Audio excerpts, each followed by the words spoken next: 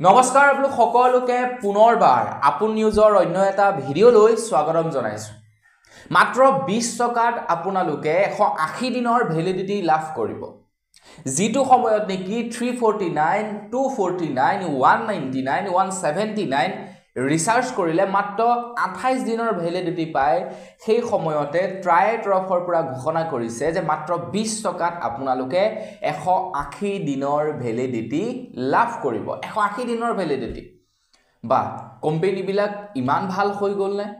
Company বিলাকে কাস্টমাৰৰ কথা ইমানকে ভাবিবলৈ ল'লে নে যে মাত্ৰ 20 টকাত 180 দিনৰ ভ্যালিডিটি দিব। 20 টকাত পাই কি বৰ্তমান সময়ত একোই নাপায় আৰু সেই 20 টকাত 180 দিনৰ ভ্যালিডিটি লাভ কৰিব আপোনাৰ সিম কাৰ্ডখনৰ। তো গোটেই মামলাটোৰ বিষয়ে আজি আপোনালোকক এই ভিডিঅ'টোত জনাম যে প্ৰকৃত ঘটনাটো কি। ট্ৰাই তৰফৰ পৰা ঘোষণা কৰিছে যে 20 টকাত আপোনালোকে 180 দিনৰ ভ্যালিডিটি লাভ কৰিব। তো কি হয় ঘটনাটো গোটেইটোৰ বিষয়ে আপোনালোকক এই ভিডিঅ'টোত জনাম। তো ভিডিঅ'টো প্ৰথমৰ পৰা শেষলৈকে চাই থাকিব।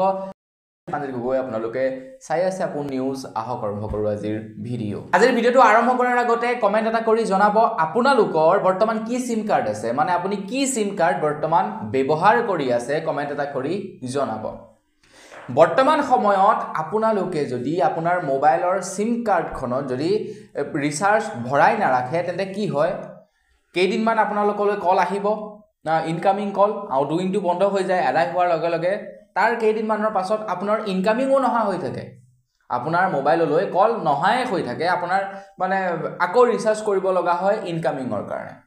আগতে BSNL এই সিস্টেম আছিলে, আউটগোইংৰ কাৰণে বেলেগকে ৰিচাৰ্জ, এতিয়া বাকি কোম্পানী বিলাকেও ঠিক তেনেকুৱাই কৰি দিলে। আৰু আপুনি যদি কন্টিনিউ 90 দিন অৰ্থাৎ 3 মাহ যদি আপোনালোকৰ সিম কাৰ্ডখন ৰিচাৰ্জ নকৰে তেন্তে কোম্পানীয়ে আপোনাৰ মোবাইল নাম্বাৰটো বন্ধ কৰি দিয়ে, ডিএক্টিভ কৰি দিয়ে আৰু তাৰ পাছত সেই নাম্বাৰটো বেলেগ এটা কোম্পানীক দি দিয়ে। ভোডাফোনে যেনিবা অকনমান আপোনালোকক ৰেহাই দিয়ে। ভোডাফোনে কি কৰে 90 দিন আপোনালোকৰ ভ্যালিডিটি দিয়ে আৰু লগতে আৰু 15 দিন ভ্যালিডিটি দিয়ে। সেই 15 দিনত যদি আপোনালোকে ৰিচাৰ্জ কৰে তেনেহলে আপোনালোকৰ সিম কাৰ্ডখন কাট খাই নাযায়। এইটো হৈ গ'ল ভ্যালিডিটি কথা, 90 দিন বিনামূলীয়া কৈ দিয়ে আৰু এইটো ট্ৰাই তৰফৰ পৰা বান্ধি দিছিলে নিয়ম। এটা BSNLৰ ক্ষেত্ৰত অকনমান ঘটনাটো উলুটা। BSNL কি কৰে 90 দিনটো হেতু কমন ভ্যালিডিটি আছে, হেতু ট্ৰাই তৰফৰ পৰা ঘোষণা কৰিছে 90 দিনৰ ভ্যালিডিটি দিবৰ কাৰণে।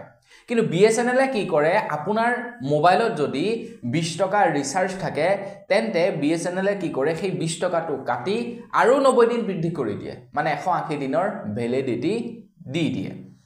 তো বাকি বিলাকত 90 দিন কিন্তু BSNLত 180 দিন। এতিয়া ট্ৰাই ঘোষণা কৰিছে যে আপোনালোকে 20 টকাত 180 দিনৰ ভ্যালিডিটি লাভ কৰিব। মানে ঘটনাটো হল এইটো যে 20 টকাত আপোনালোকে সঁচাকৈ ভ্যালিডিটি পাব হয়, কিন্তু সেই 20 টকাৰ ভ্যালিডিটিত না আপোনালোকে কল কৰিব পাৰিব না আপোনালোকলৈ কল আহিব।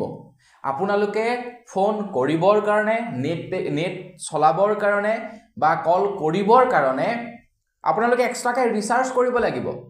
আপোনালোকৰ সিম কাৰ্ডখনহে কেৱল 180 দিনৰ বাবে এক্টিভ হৈ থাকিব, মানে 180 দিনৰ বাবে আপোনাৰ সিম কাৰ্ডখন আন কাৰোবাক দি দিয়া নহব যদি আপোনালোকে ৰিচাৰ্জ নকৰে। আৰু তেনে ক্ষেত্ৰত 90 দিনটো আপোনালোকে ফ্ৰী কৈ লাভ কৰিব আৰু 20 টকা এটা দি আপোনালোকে 180 দিনৰ ভ্যালিডিটি লাভ কৰিব পাৰে। কাৰোবাৰ এনেকুৱা সিম কাৰ্ড থাকে যিবিলাক সিম কাৰ্ড খুবেই প্ৰয়োজনীয়, অত্যন্ত প্ৰয়োজনীয়, কিন্তু সেই সিম কাৰ্ড বিলাকত তেওঁলোকৰ ৰিচাৰ্জত এনেই পইচা গৈ থাকে। তো সেই বাবে ট্ৰাই কি কৰিছে এই 20 টকাৰ ৰিচাৰ্জ প্লেনটো মুকলি কৰিব বুলি কৈছে, য'ত আপোনালোকে 180 দিনৰ ভ্যালিডিটি লাভ কৰিব, য'ত আপোনালোকে বেলেগ ৰিচাৰ্জ কৰাৰ দৰকাৰ নাই। কিন্তু ফোন কৰিবৰ কাৰণে সেই ক্ষেত্ৰত আপোনালোকে ৰিচাৰ্জ কৰিব লাগিব, ডাটা ইউজ কৰিবৰ কাৰণে আপোনালোকে ৰিচাৰ্জ কৰিব লাগিব, কিন্তু ভ্যালিডিটিহে কেৱল আপোনালোকে 180 দিন লাভ কৰিব। সেইটোৱে হৈছে গোটেই মামলাটো। তো বন্ধু বান্ধৱীসকল আজিৰ ভিডিঅ'ত ইমানেই। খবৰটো জানি কেনেকুৱা পালে কমেন্ট কৰি জনাব। যদি ভাল লাগিলে লাইক এটা কৰিব, চেনেল যদি সাবস্ক্ৰাইব কৰা নাই সাবস্ক্ৰাইবটো কৰি ল'ব। পুনৰ এটা ভিডিঅ' লগ পোৱাৰ আশা কৰিলে বিদায় মাগিছোঁ। ধন্যবাদ। জয় অসম।